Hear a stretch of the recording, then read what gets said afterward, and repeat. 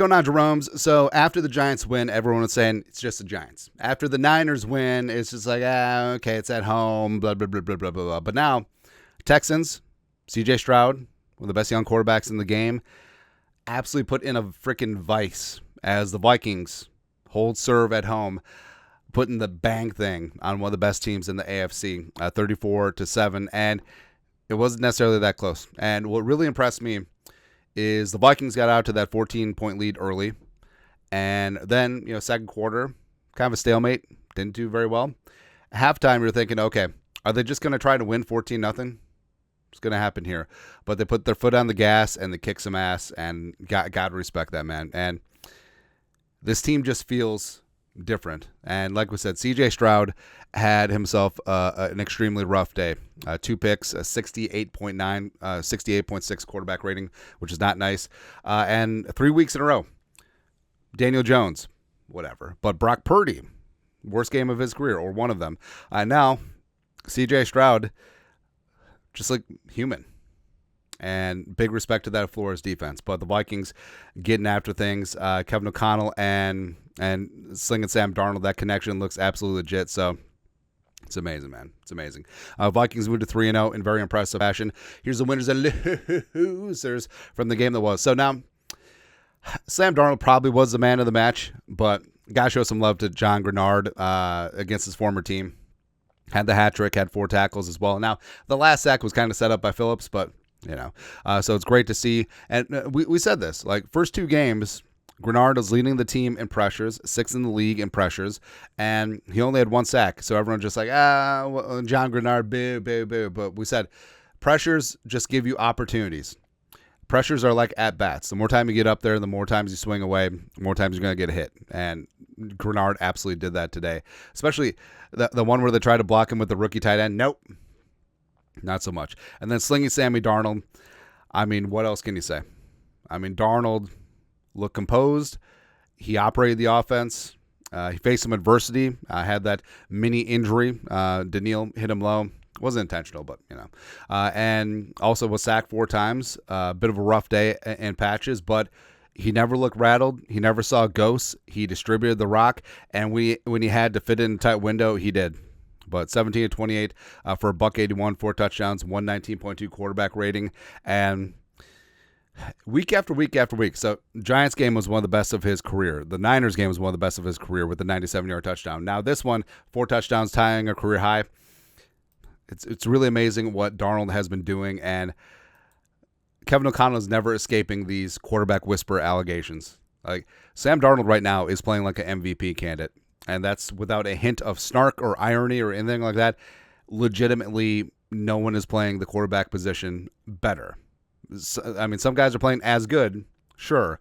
No one is playing the quarterback position better than Sam Darnold right now, which is kind of amazing when you think about it. Aaron Jones showing that he's got juice left. 19 carries for 102, 5.4 yards per carry, 5 catches for 46 yards and that touchdown. Also, on the eve of facing his old team for the first time, Aaron Jones is going to run for 297. Also, the split between Jones and Chandler and Ty Chandler, that went out the window. I mean, Chandler got work kind of in garbage time, but I like that he went with a hot hand.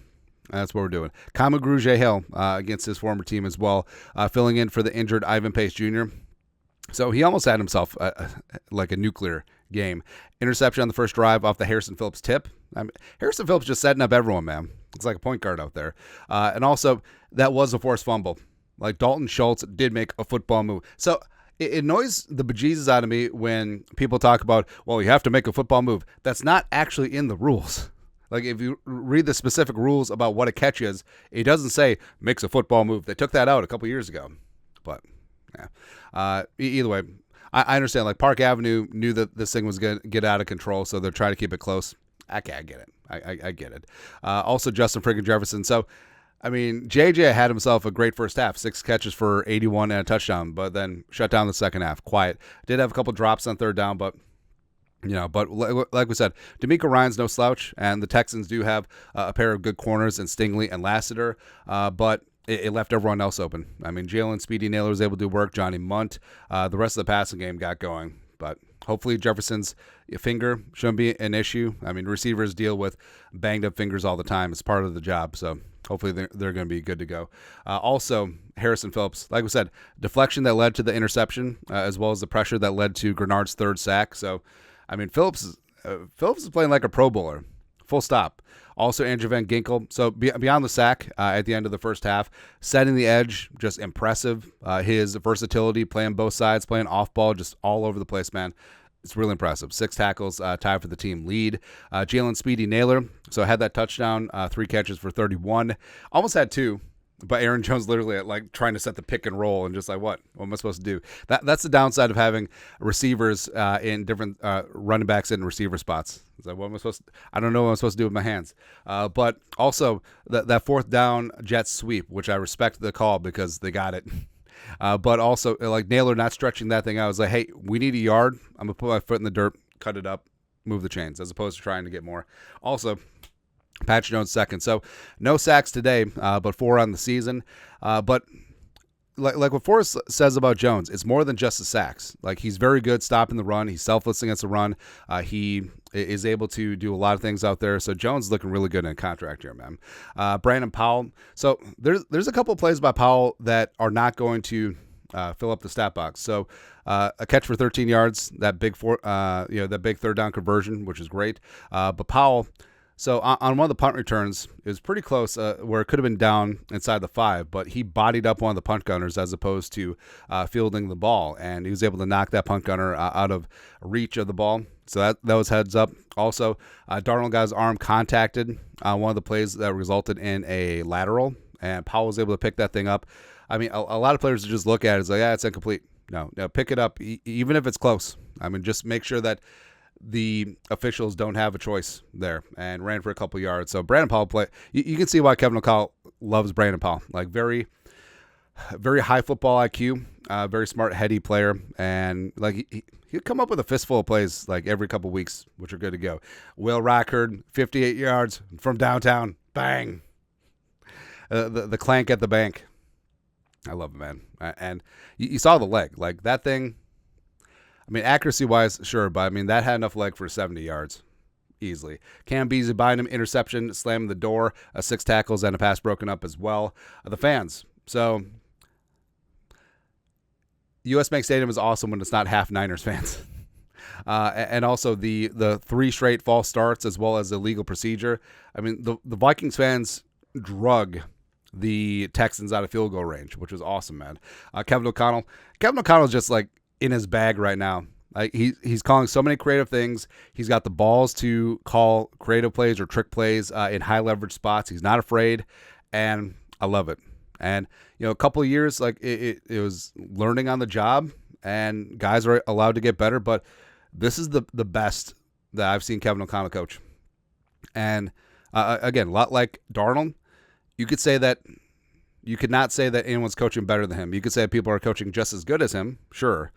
But I'm rolling with Kevin O'Connell every day. Also, Flores. I mean, the Texans were 4-14 on third down. They had 5 sacks on the day, 4 on Stroud. Had 2 turnovers. So, I mean, it was just good damn day all the way around, right? Looking good. Losers, so short list, right? Offensive line pass pro. I mean, you allowed 4 sacks to Darnold. But the offensive line did do some good things in the running game, which is great. Ingram struggled at times against Tim Settle. I mean, this isn't even like Dexter Lawrence. Like, this is Tim Settle, like a journeyman backup. Come on, man. Garrett Bradbury had the false start and also struggled sometimes in pass pro. Byron Murphy Jr. So, I do think that a major part of the game plan was let Stephon Diggs get everything underneath, right? And take away Nico, take away Tank on the outside. But Murph struggled at times. Also was in cover 2 underneath on that long corner route to Nico, and also he was the first guy there on the Akers touchdown. So yeah, but what can you do? And then the refs. I mean, that clearly was a catch and a fumble, but I understand they wanted to keep this game close, so sort of is what it is. But I mean, the Vikings get a very impressive win, and it's great. Revel in it, celebrate it, but on to the Packers. Starting off at NFC North play, and the Packers probably getting Jordan Love back from his sprained MCL from week 1 down in Brazil. And the Packers, I mean, It's tough to gauge where the Packers are, right? So you beat the Colts, who are bad. You beat the Titans, who are terrible. And you lost in your own thing to the Eagles, who I don't know. So I do think that this is going to be a great litmus test. Again, the Vikings going on the road again and start off division with a bang. Have the Aaron Jones running for 300 yards. Sam Darnold continue to play MVP level football. And you know that Flores wants revenge for last year's U.S. Bank Stadium Packers game. Even though the Packers game in Lambeau last year, people forget, like, Jordan Love was put in a blender by Flores again with a lot less talented personnel. So, yeah, enjoy the 3-0. No one thought that we'd be here. And bring that ish on. We're back, baby. We're back. But your thoughts are thoughts. Vikings get a W at home, 34-7 over the Texans in impressive fashion. Let us know your winners and losers in the comment section below. You guys are the best. You know what to do. Skol, production value.